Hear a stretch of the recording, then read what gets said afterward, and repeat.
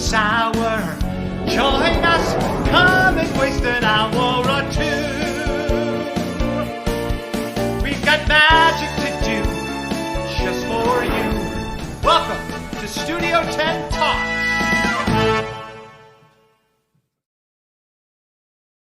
Good evening. I am Patrick Cassidy. Welcome to Studio Tenn Talks. I am the artistic director for Studio Tenn.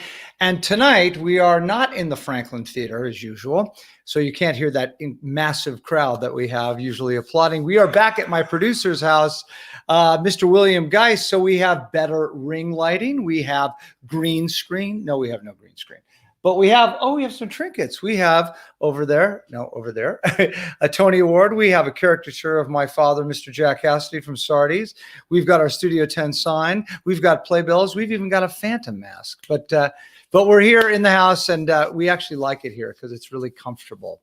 And I can have my Studio Tenn coffee cup as well. So I have a few shout outs for donations. Remember, we only make money two ways, doing productions and donations. And right now we're not doing productions. So please, above you'll see it says support us in any way you can, Studio Tenn, by clicking the donation button above, or just by messaging STT to 202-858-1233. That's 202-858-1233. Please, we need them. That's the reason why we're around. Studio Tenn Talks has evolved, and it's become ever so popular because of all you and your donations. I want to get to tonight's guest. He is, in my opinion, probably one of the top three most accomplished directors in the history of Broadway. I say that to him. I say it to all you because it's true. We had him on the show for the 30th anniversary reunion of the 1991 Stephen Sondheim and John Weidman's Assassin show. And it was a great, but his internet went a little awry. So while we had him there, we didn't get to ask him all the questions we wanted to. So we decided we're giving him his own show, but he more than deserves it. Jerry Zaks is the director of the upcoming Broadway musicals Mrs. Doubtfire and The Music Man, starring Hugh Jackman and Sutton Foster. He has directed more than 30 productions in New York City. He has received 4 Tony Awards and been nominated 8 times. He's also received 4 Drama Desks, 2 Outer Critics Circles Awards, and an Obie. His credits include Hello, Dolly, A Bronx Tale, the musical, Steve Martin's Meteor Shower, Nantucket Sleigh Ride, Shows for Days, Sister Act, The Addams Family, Guys and Dolls, 6 Degrees of Separation, Lend Me a Tenor, House of Blue Leaves, The Front Page, A Funny Thing Happened on the Way to the Forum, Smokey Joe's Café. I was right for that part, Jerry. Anything Goes, La Cage aux Folles, Little Shop of Horrors, The Man Who Came to Dinner, The Foreigner, Laughter on the 23rd Floor, and the original production of Assassins. He began his career directing the extraordinary plays of Christopher Durang, including Sister Mary Ignatius, Beyond Therapy, Baby with the Bathwater, and The Marriage of Bet and Boo. He also directed the award-winning film Marvin's Room, starring Meryl Streep and Diane Keaton, and Who Do You Love, which was featured in the Toronto Film Festival. Please welcome Mr. Jerry Zaks. Hello, Patrick. Hello, Jerry. You know, it's really it's a ridiculous resume that you have accomplished, my friend. It's truly amazing.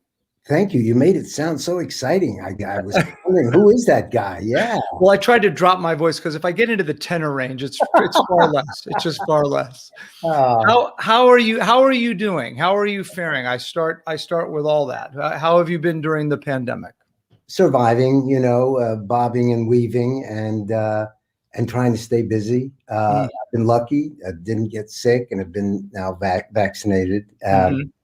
But I'm happy to be back in New York City. And we're actually feeling the beginnings of some movement towards coming back. I've been doing a lot of Zoom stuff, like we're doing right now, if you will, to prepare. And when we shut down last March, I was 3 previews into Mrs. Doubtfire. I was on stage working on a musical number, just trying to get it right when the producer sent us all home. And then that just, so it's been a long time, but hopefully Doubtfire, well, not hopefully, Doubtfire is coming back, and so is music, man. And I'm looking forward to both. Oh, it's amazing. Now, Cuomo just announced that they're opening the city, or the whole city, like in May, June, like really quick. I think De Blasio did it. I'm not sure, and De Blasio. Yeah, but exactly. I'm not sure.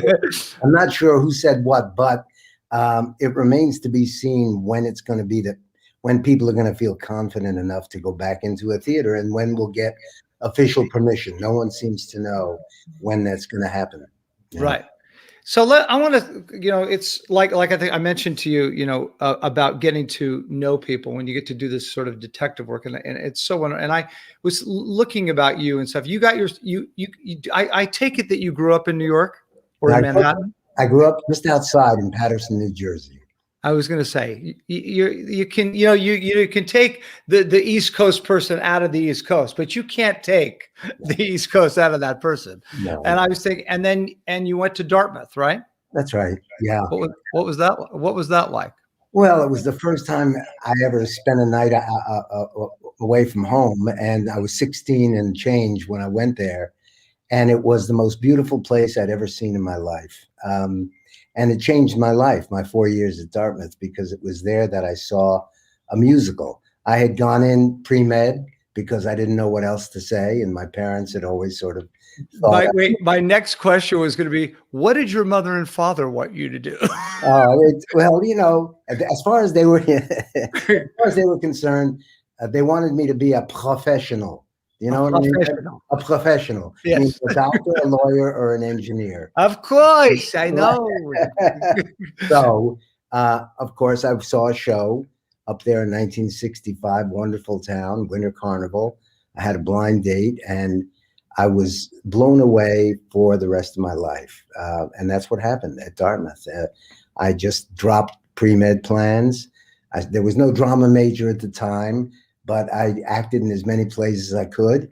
And then came the fateful decision about what to do after graduation. And it came down to either law school or going to Smith College to get my MFA in acting. And that's what I did. Had you sung prior to that? I mean, did you sing as a kid? Did you sing?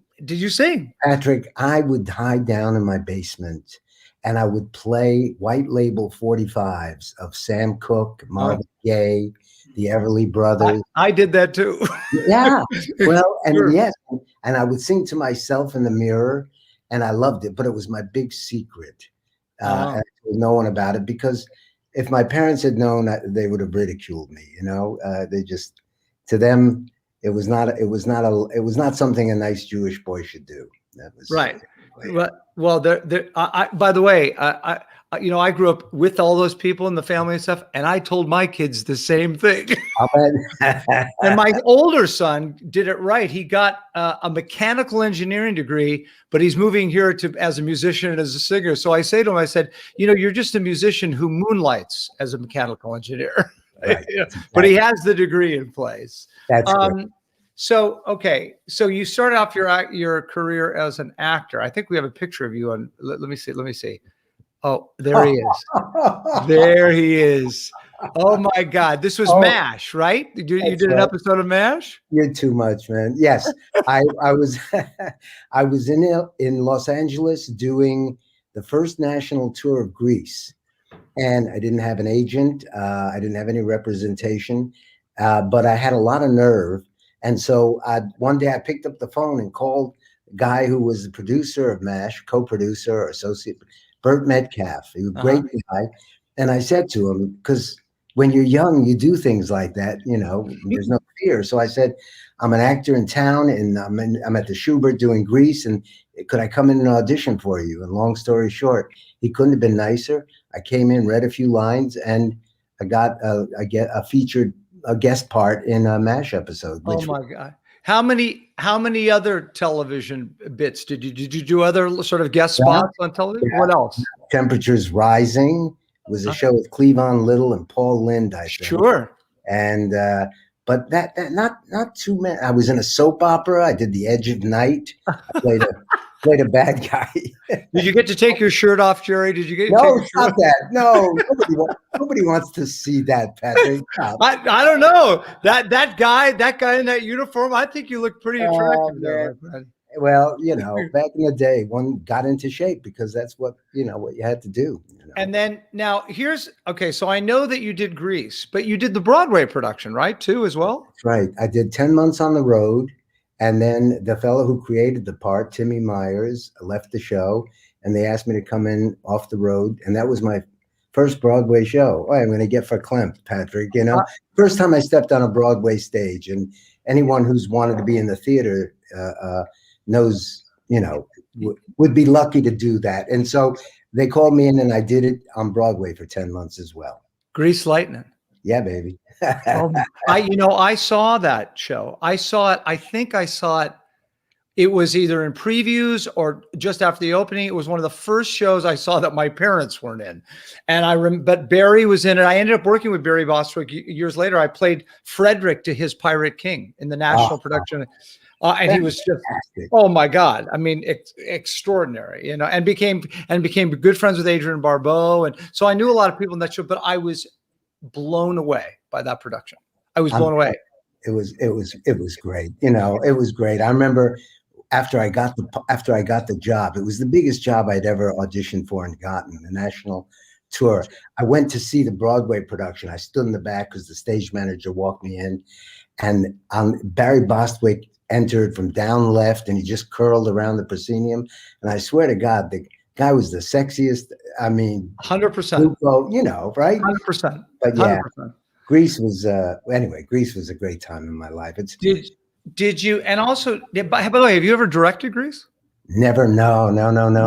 No desire to tell them how to play Kaniki the part, right?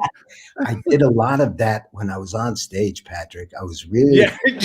What are you doing? Move over there. I'm trying to sing the number. But I was a lot nicer because I wasn't the director, and I'd say, "Hey, listen, I just got one little thing. I'm just thinking, and I was outrageous. I would have fired me for that.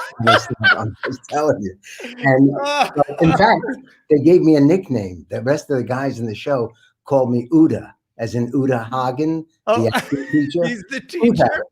Yeah, they call me Uda. And then wait, I've got one last Grease little thing. The most embarrassing moment in my life on stage was after 600 performances or something, I come on stage and I say, I'm getting a car. And they say, what kind? And my line is, I don't know what kind yet, moron, but I got the name all picked out. Grease Lightning. That's the line. Right. But what I said was, I don't know what kind yet, moron, but I got the name all picked out. I went up on the name of my car. And the tune. No, that was later. That I remembered. But the line, the name of my car, Grease Lightning, I forgot. And I had 4 guys next to me. And because I'd been so terrible about giving them little suggestions or notes, when I went up, and I mean, I went up, you know what it's like when you go up. None of them helped you? No. In fact, all I heard was, here we go, jump ball. That's all I heard. Hysterical. That's right. Yes. That is so great. Right. Oh my God. That is a great story. Oh my God. True. So now, did you actually work? I didn't read this, but I, for some reason, remember it. Did you work with Zero Mostel? I did. It was one of the greatest experiences of my life. I was cast to play Muddle the Tailor in a 2 or 3 month summer tour that Zero was starring in prior to his return to Broadway in the show. And Zero was ferocious, brilliant, and if he liked you, he was a great teacher, and he would not be reluctant. The notes I would give people off stage, he did it on stage under his breath. So yeah. So, there was a bit, and can I go on and tell you? Yes. No, I'm dying to hear. So I loved Zero Mostel because he was brilliant and larger than life and fearless actor. And there was one moment where he's in the middle of preparing for the Sabbath. He's praying, and he'd be walking all around the stage. And I would come in saying, Reptevia, Reptevia, Reptevia, Reptevia. And he said, just follow me. We never rehearsed the way the bit would end. And finally, I knew that his line was finally, what is it? Mm-hmm.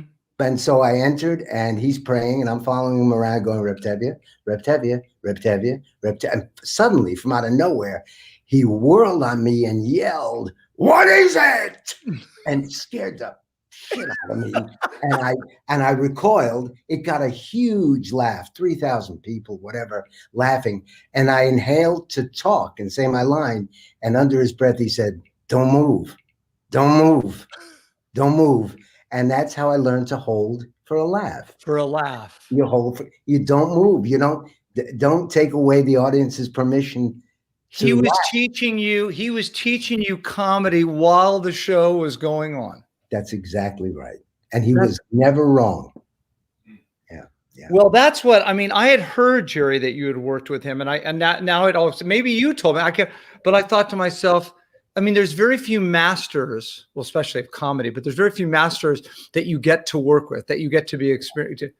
Yeah.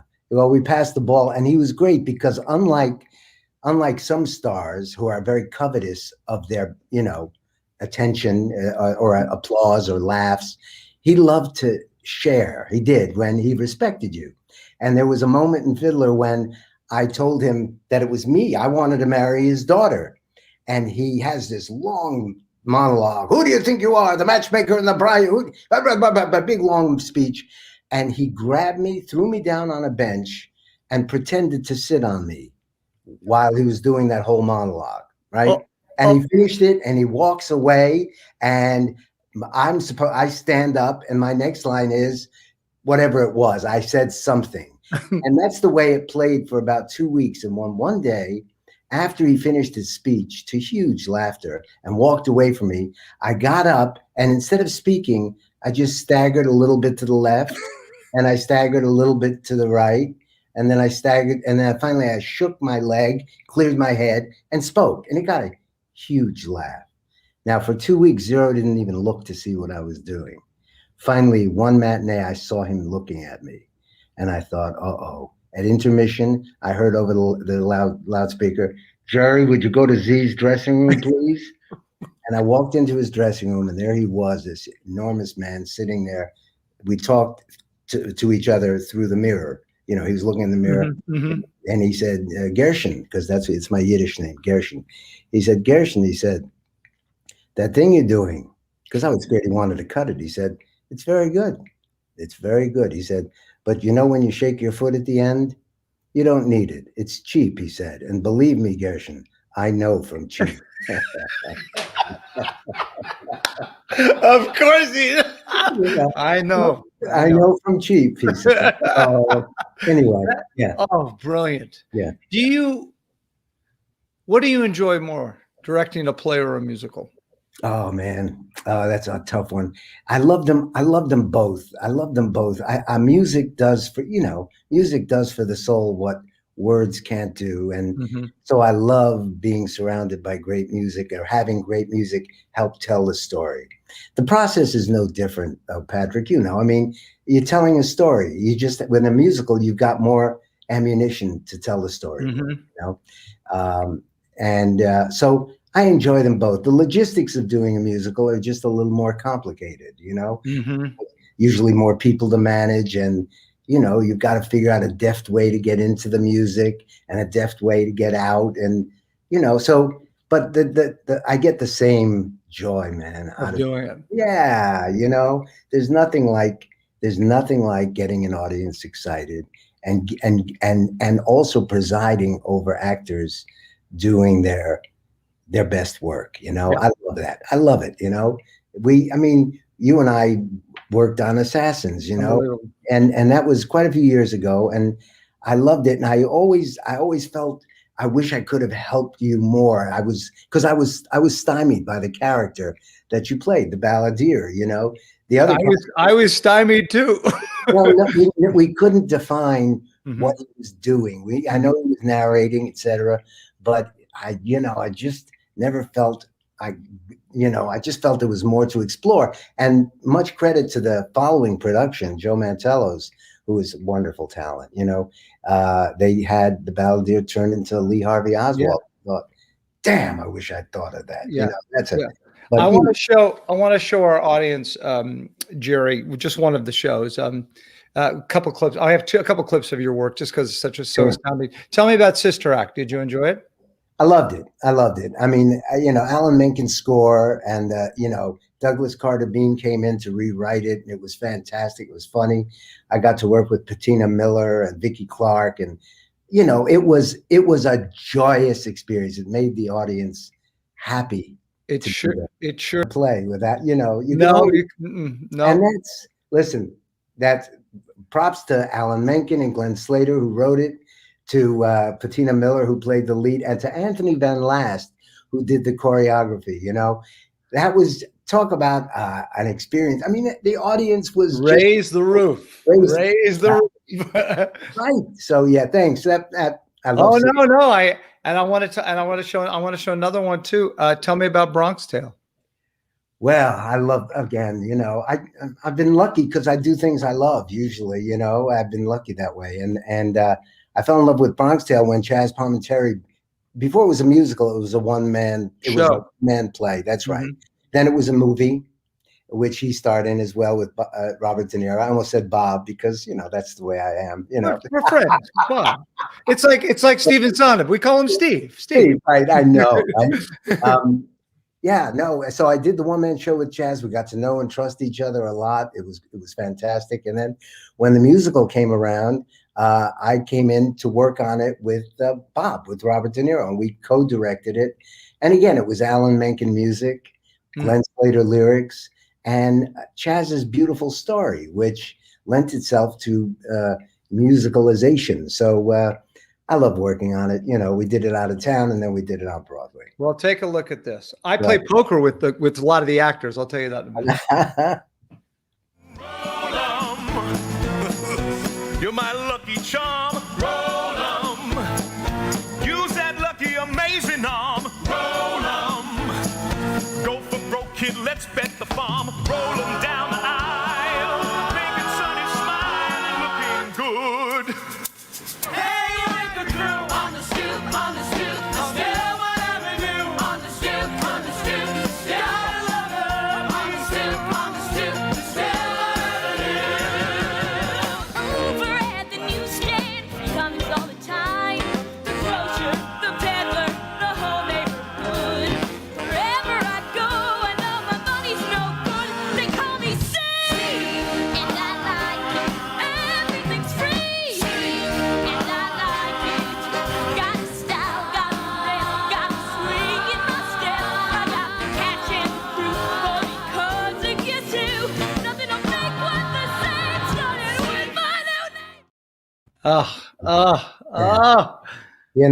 I miss the musicals. Oh God, I miss the musicals. Gotta say, that was Sergio Trujillo's choreography, and Nick Cordero, the late great Nick Cordero, who was a victim of COVID. Yeah, was the rock of that show, and he'll be missed. Oh, so missed. Yeah. I was saying Michael Barra, I play cards with, and Robert Neary, who came into the show. We play in a little 25, 50-cent poker game, and they talk about it. They talk about it like they were doing it yesterday. Like they had such a great time in that show. Well, when actors get together and work on a show, it's forever. Yeah. The relationships you make, if you're lucky enough, last forever. Anyway. Yeah. Tell me, and this is how you get to now teach me. Tell me your process when you prepare to direct a show. In other words, let's take The Music Man. Where do you start? Do you have it blocked all before you go into the show? Do you have in casting? Do you know exactly what you want, or can an actor come in and change your opinion? I want to know. I want the Jerry Zaks script on directing. That's fantastic. It happens in steps. First step is I read the show. I fall in love with the show. I read it with my associate. We line by line. We ask ourselves, what's going on here? Who wants what from whom, and how badly do they want it? I need to answer those questions. Then when I've gone through the script, I look for cuts. With Music Man, I look for cuts. I look for, trims. But it's true on any play or musical. The process is the same. I start with the Bible, that is the script, the text, and if it's a musical, the score, and I'll listen to the music over and over again for clues. When I did Funny Thing Happened on the Way to the Forum, I was faced with a huge challenge, which is how do we do the opening Comedy Tonight, in a way that is equal to what Jerry Robbins did originally, because it was a legendary opening number, And if you read the lyrics, that he's singing over and over again, tragedy tomorrow, comedy tonight, tragedy tomorrow, comedy. She plays Medea later this week. And it finally birthed an idea where I figured this was a rep company that did comedies and tragedies.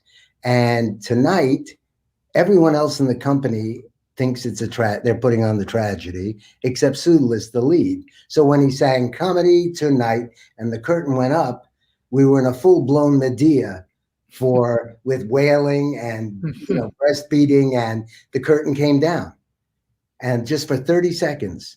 And that was the springboard. My point is that was born from really reading the script, going through the really being a detective. That's correct. And then I enlisted the designer, and we get in. Some of this stuff happens simultaneously, Patrick. I get a designer to figure out how to best present this piece. What's the feel of the piece? How can we navigate the transitions seamlessly? Because a wasted second on stage is 10 minutes real time. A wasted split second, And so and then simultaneously I'm casting. Auditions are being arranged, or names are being suggested to me, or I think of people that I've worked with before that I want to work with again. And to answer your question, yes, I've often thought, I've often been surprised, when somebody comes in. Totally. When I did Guys and Dolls a million years ago in 1992, I think, Nicely Johnson was originated by Stubby K, who was an overweight, jovial sort of guy. So I saw every overweight tenor in New York, and no one really blew me away. The only person to blow me away was Walter Bobby, who is now a wonderful director. And in fact, we were in Greece together. He was in the original company. Oh my gosh! And we've been friends forever. But Walter came in and delivered an audition for Nicely Johnson. He didn't conform to what Nicely was supposed to be. But he was, and you just go. Your heart and your mind work together and say to you, "This is the guy." Are you loving what he's doing? If the answer is yes, then the audience is going to love what that person is doing. So be open. So yeah, you are surprised very often. And yeah. You've gotten to work with big stars, Bette Midler and Meryl Streep and Robert De Niro and Sigourney Weaver. And you like working with big stars? Is it fun? What makes it fun is they're generally the hardest working people in the room. True.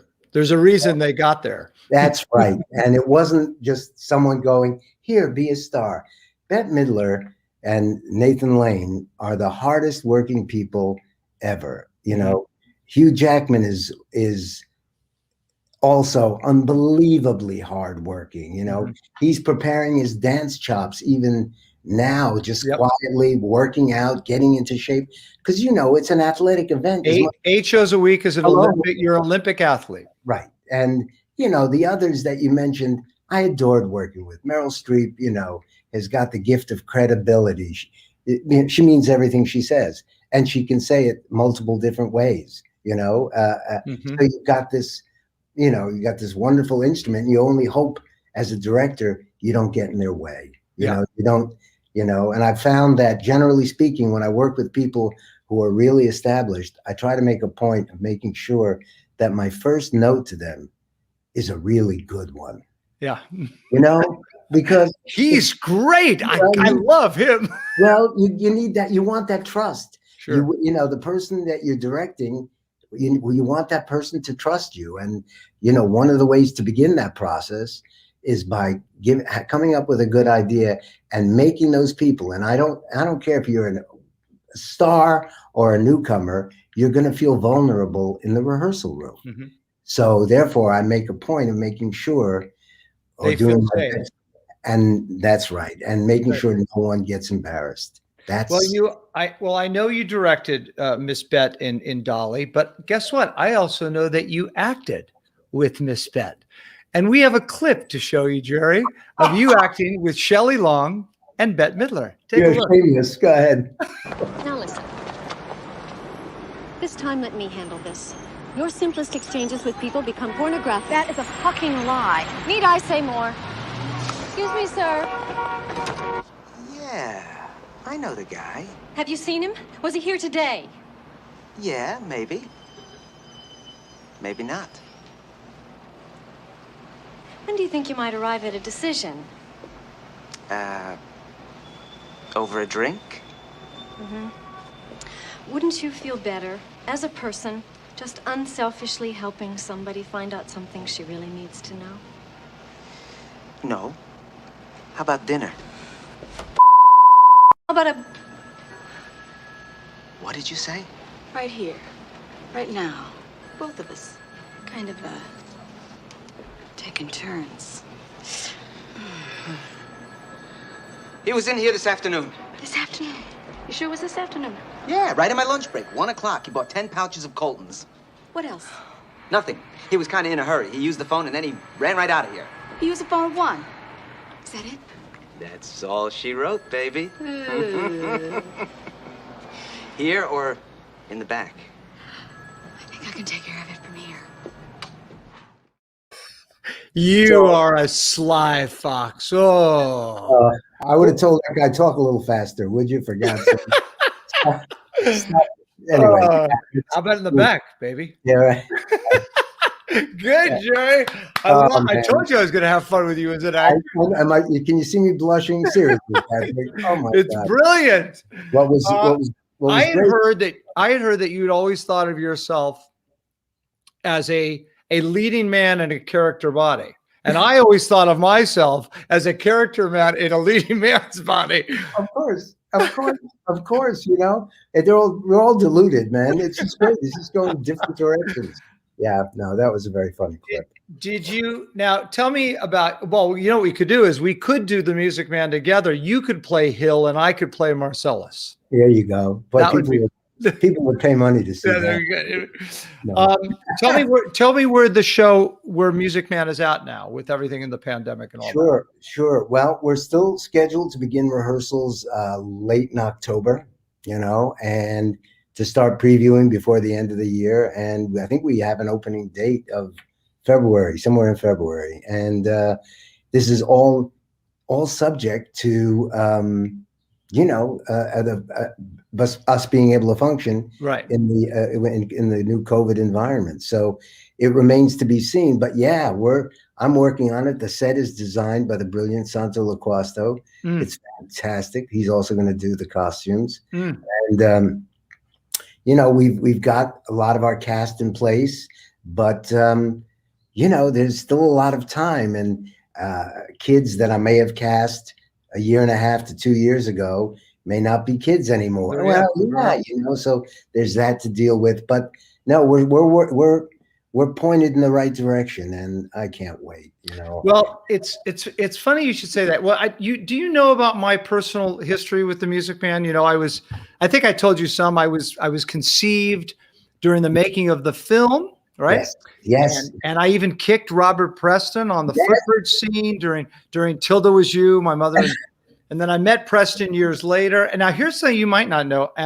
So I was a big, football quarterback in high school. I was leading the nation, and 2 games in the season, I break my collarbone, and I found out the drama department is doing the Music Man. And I said, perfect for Harold Hill, right? Mom did Marion the Librarian. I'd never acted a day in my life. But she sends me up to her friend's house, Dick Van Dyke, who's doing the national tour playing Harold Hill.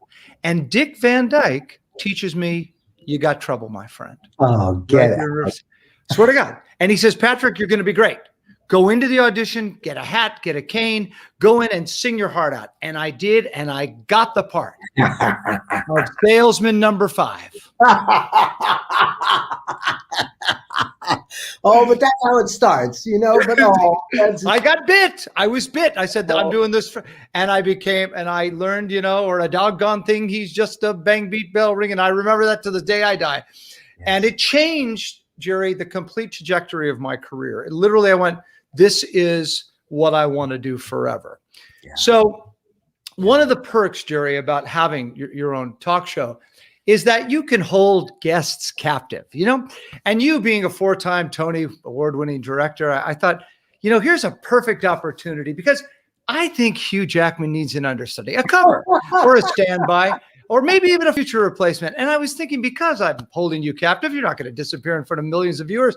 I thought, here's my chance to say, well, either you're closing your eyes to a situation you do not wish to acknowledge, or you're not aware of the caliber of disaster indicated by the presence of a pool table here in your community. Studio 10 Talks. So, Jerry, take a look at this clip. Ladies and gentlemen, at this particular time, I'd like to do what I believe to be the first rap song ever written. Yes, now don't get nervous. This is my tribute to the hip-hop world and the late, great Mr. Meredith Wilson. Well, you got trouble, my friend.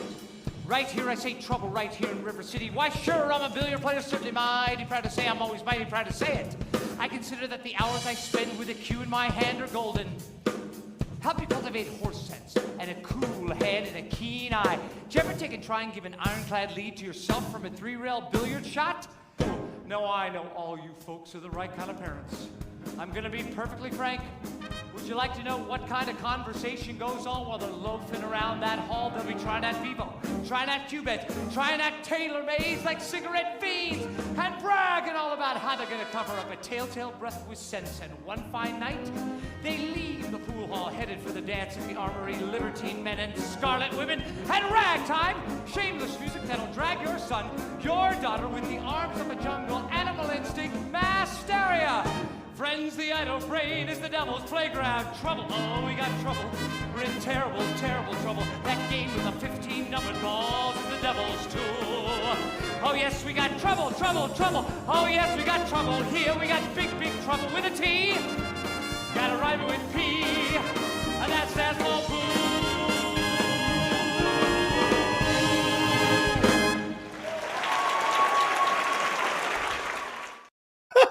So good. Oh, so good. You're shameless. You're shameless. It's great. Hold on. Now, where was that? And when was it? It was I've look, by the grace of God, that one experience in high school changed my career, but I've gotten to play it 5 times, and I've gotten 3 times with my mother playing Mrs. Peru. Oh. How yeah. Oh, man. And I got to direct it, and I produced it. I produced it at an 1,800-seat theater in California, and so I know it. But that was it was a benefit, and I just did it. I did it in the benefit. The silver suit was a little strange, but everything else. Yeah, don't worry, it didn't upstage you, man. I said I'm going to have some fun with you. I just had to do it. I said I've got him here. I've got him. Yeah.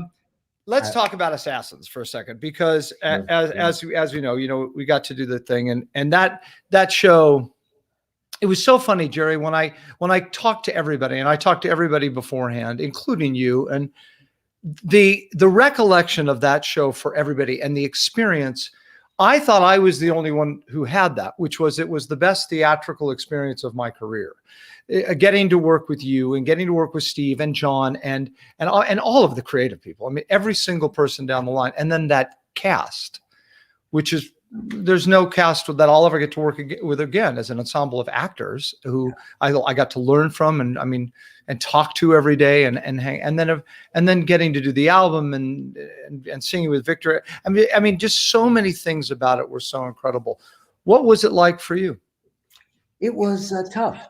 It was tough. I mean, it was new, which is always more challenging than something that you're reviving or creating, because you've got no template, you know.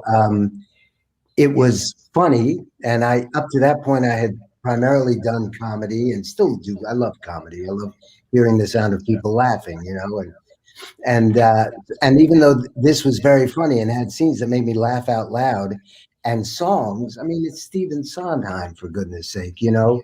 And so the reading of it and the experiencing of it was just fantastic. But then when we got into rehearsal, you know, trying to stage it and trying to bring it to life with the wonderful group of actors that you mentioned, and which you were a very significant part of, it was thrilling. You know, we knew we were doing something new. What we didn't anticipate is that we would turn off people as much as we did. You know, I think we had just gone into the Gulf War just before we opened, and a lot of people regarded it as unpatriotic, when in fact we were just taking a hard look at a phenomenon that's existed in our society for many, many, many years, you know. And it's you know, desperate people who are in desperate need of significance. These folks felt worthless, and they needed to feel like they were doing something, and they all believed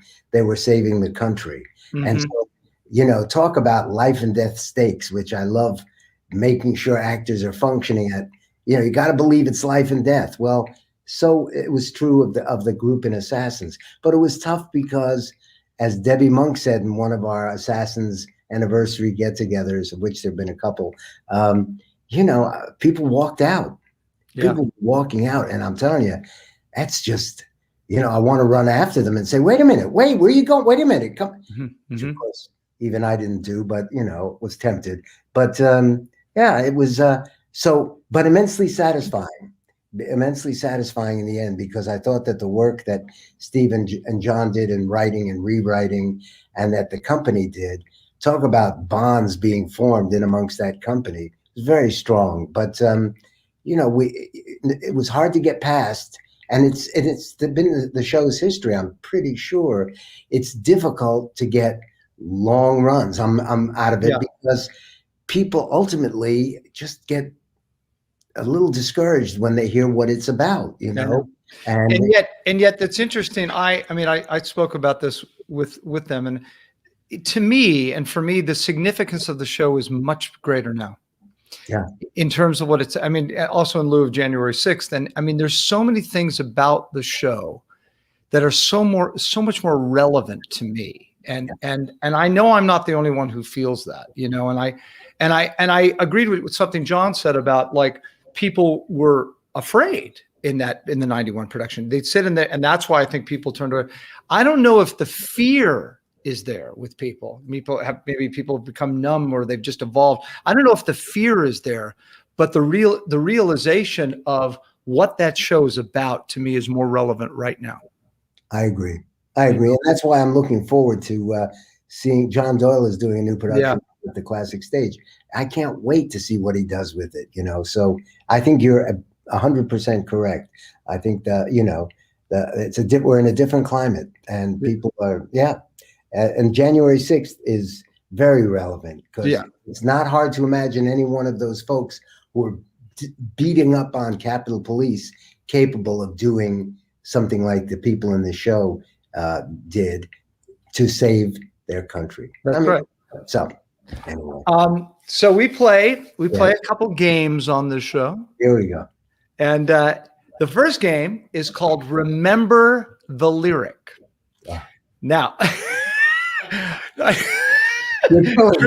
Treat Williams. I had Treat Williams on the show. He said, "Remember the lyric? I can't remember what I had for breakfast." And I said, "Now, this is a song that you sang, a lyric that you sang. And what we're going to do is we're just going to go a little quid pro quo. I'm going to give you a lyric, and then you're going to come back with me with any lyric you want from the song, okay?" and so here it is. I'm going to start. I'll start. And I'll help you out here. So it goes like this. I might even do some choreography. You ready? Yeah. Okay. Here we go. And go grease lightning, you're burning up the quarter mile. Grease lightning, go grease lightning. Go, go, go, grease lightning. Yeah. Coaching through the hit draft trial. Grease lightning, go, grease. Yes, that's You want Supreme? the chicks will cream. But grease light, go, go, go. Yeah. I'll have my purple French tail lights. Yeah, anyway. Yeah. Well done. Thank you, Well my dear. done. You I'll give myself a C+. Go ahead. Thank you. You know, I thank God you were an actor, because I gave the same thing to who was it? To Phil McKinley, and he was not having it. Let me tell you, Patrick, the fear of forgetting lines never goes away. You know that. It's just, it never goes away. And all you can hope is that once you get out there, they come out in the right order, you know? Oh, yeah. We also play another game. This is this little easier, although you put you in the driver's seat. Go ahead. It's called You Become the Host. So you get to ask me, and I'm going to give you two, because I just like to hear your mind. You get to ask me any two questions you want. Yeah. Okay. First one. Do you remember watching your dad perform on stage? And if so, what was it like for you? Oh, it's a great question. I do. I wish I could have said that I saw him as She Loves Me, but I was a little young. My brother David talked about it all the time, and I went and saw both revivals. And I think I even told you, the last acting job I did was I played Godai, which were phenomenal. I remember Superman really vividly. I remember sitting backstage on Bob Holliday's lap, who played Superman, and just was, running around backstage. And I remember but the thing, and I remember just loving it. And then but the biggest one for me was Maggie Flynn, because both my parents were in it. It was, my mom played, it was during the Civil War. My dad, and they were married. He played Phineas Flynn. She was the title character, and he leaves her to become a clown in the circus. And she gets involved with a lieutenant in the Union Army, and she heads an orphanage for Black children. And it's a sweet story. But what I remember so vividly was my parents on opposite ends of the stage singing to each other at the end of the show, and all of Atlanta is burning, and that's how I came to identify with my parents, was to listen to them, and it would make me cry. So now, to this day, anytime I see a man and a woman on a stage looking at each other singing, I get very emotional. Yeah, it was a parental moment for me. And same when I've done it, when I've been on a stage and I get to do that, I get very emotional, because it was part of as a kid. Imagine how unique an experience, unique a perspective that is, man. It's unbelievable. That's great. Yeah. I remember when I was an audience member in Superman, and I told you this, but I will never forget it. Your dad was singing a love song to somebody. Maybe it was Lois Lane. I don't know who he was singing to. She was the opposite end of the stage, and he was singing ardently. He took 2 steps and ran in her direction and slid on his knees all the way across the stage. And I thought, oh my God, I've died and gone to heaven. Mm-hmm. So really, and it was just a great moment. And the second question is, quarterback? No kidding. Yeah, it was an interesting, I was a jock growing up. I mean, I played drums in a band, and I sang a little bit, but I was, I kind of had to find my own voice in a family where every single person around the dinner table was in show business and successful at it. So sports and I was the only athlete in my family. And I worked really hard for my senior year to become the quarterback and the starter and all that. And 2 games into the season, I was leading the nation in passing. And I was thinking, I'm going to UCLA, I'm going to Berkeley. I don't have the grades to get in, but whatever. Yeah. And then I broke my collarbone, and the NFL dreams were smashed. And that's when I found out that the spring musical was The Music Man. Got it. And it changed my whole thing. Yeah. And but yeah, sports. I mean, exercise for me was like a given. You're not going to remember this, but I'm going to tell you, because I remember, it was great. The one thing I remember about Assassins that was so great, your note sessions were unbelievable. They were a production themselves, Jerry. Your note sessions were so entertaining, and I couldn't wait actually to get to the note sessions, and just listen to how you, because you were an actor and you knew and you were funny, but there was one day, and if you don't remember this, it's going to be so surprising to you. There was one day I would go to the gym, to Mid-City Gym on 49th Street, and then walk down to Playwrights. And I remember I was in my sweats and my thing, and I was walking, and all of a sudden I hear somebody say, "Stop him, he's got my wallet." And this guy goes tearing by me. Now, I don't know who I thought I was, Schwarzenegger or The Rock. I took off after this guy, and I'm running, and I was fast, but I wasn't that fast. But for some reason, I'm staying with him, and I see him take the wallet and take the cash and drop the wallet as he's running.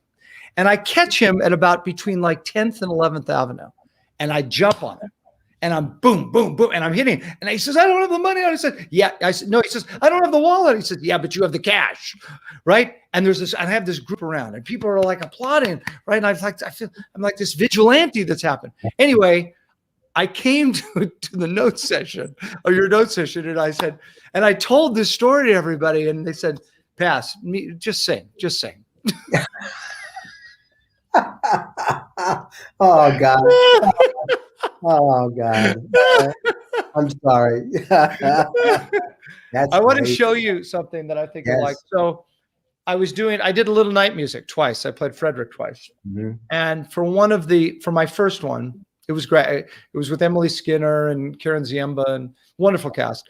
My mom called up Steve, and Steve does these things called, it's a musical autograph, where he takes a piece of sheet music and he puts in all the notes and all the lyrics of a show or a song he did. So I'm going to try to show this as close as I can. That is, can you read that? What is it? Yeah, from Assassins. Someone tell the story, someone sing the song. Every now and then the country goes a little wrong. Good luck, Steve. Isn't that great? Isn't it amazing? How precious is that? Oh my gosh. Yeah. My kids tell me, "Dad, it's mine in the will. It's mine." Yeah. And your mom got that from Steve? Yeah. Mm-hmm. And she gave it to me opening night. Yeah. You are a joy, Mr. Zaks. You are. I am so grateful that you and I are having these conversations, and I will call you when I come to New York, and I will ask you to dinner, and I will love to hang with you and have many, many more. Please, it would be my pleasure. And thanks for making this so easy, Patrick, and the best of luck with you in the theater. What a wonderful endeavor, everyone come see shows at Studio Tenn. It's just, got to do it. So. Thank you, my friend. I appreciate it. Thank you for doing the show. You're a dream. Please tell Melissa, thank you for making you look so prestigious and so beautiful. And I will. She's right here. And I just want to say thank you to my daughters who may be watching, Emma and Hannah. If I forgot to do that, I'd be in big trouble. So thank you, Patrick. You're so welcome. Good night, Jerry. Thank you so much. I'll speak to you soon. Take care. Thank you. Wow. Jerry Zaks, man. Oh, so blown away and so touched. I hope you guys love the show tonight. This week, Studio Tenn is part of the Big Payback, and this is the time each year where our community is encouraged to support local nonprofit work. Our goal for this year is $1,500. Okay, and early giving is open, and you can support Studio Tenn and other great local nonprofits at the bigpayback.org. Please support us in this effort and share it with your friends on all of your social media platforms. We are so just humbled by what you give, and please continue. It's such a great time. I get to be back at my old home. Next week we're back in the Franklin Theater, and we have an incredible incredible show. We're doing the Disney princesses, and this is Susan Egan and all of the other women. Laura Osnes is on the show that have been a princess. Susan's going to tell you all about it. We'll be back in the theater. It's going to be great. Thank you so much. Hi, Mary Beth. I see that you chimed in, and Linda Locke and Tracy. Another great show. Thank you. He says, Mr. Zaks, for a delightful guest. Yes, he is. And I usually say a goodbye song. What am I going to say tonight? By grease lightning, I'm leaving at. That was terrible. Good night, everyone. Sorry, I think